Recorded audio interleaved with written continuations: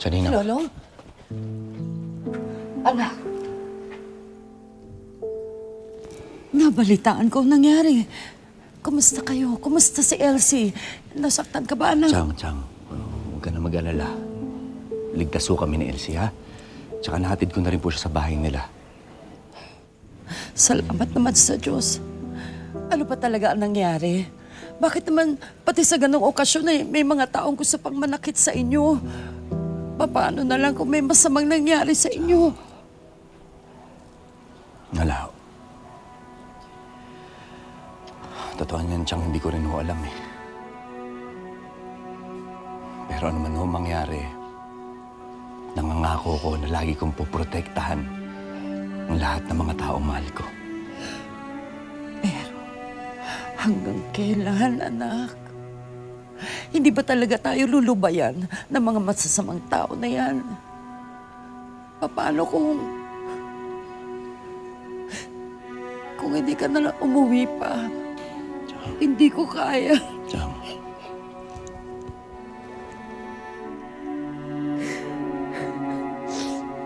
Kung meron mang dapat mawala sa atin, anak, ako yun.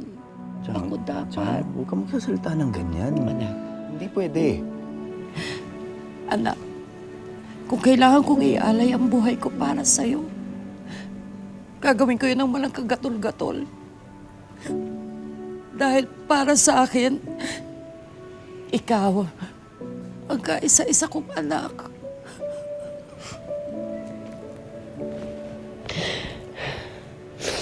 Alam mo ba, tuwing umaalis ka, labis-labis ang dasal ko. Nagdadasal ako sa Diyos na sana ingatan ka niya. At tuwing umuwi ka at naririnig ko ang boses mo, labis din ang pagpapasalamat ko sa Diyos. Dahil inuwi ka niya sa akin ng ligtas. Kagaya ngayon, anak. Masayang-masaya ako at umuwi ka na. Salamat, ha?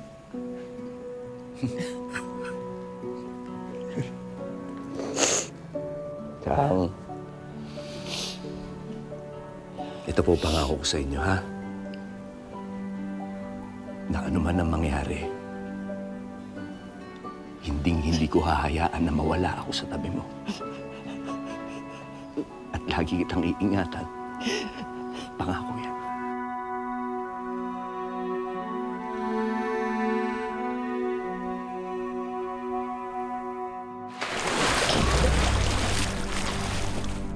Saan ang kuta nyo? Ilang kayo?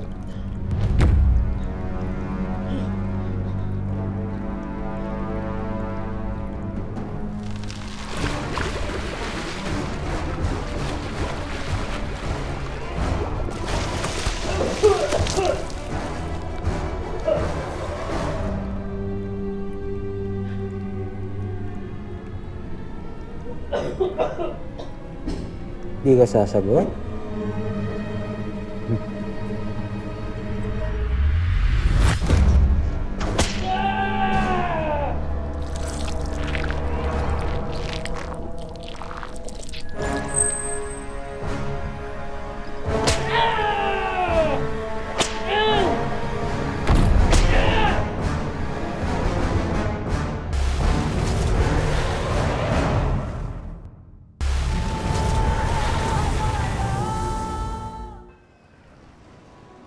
What is the meaning of this?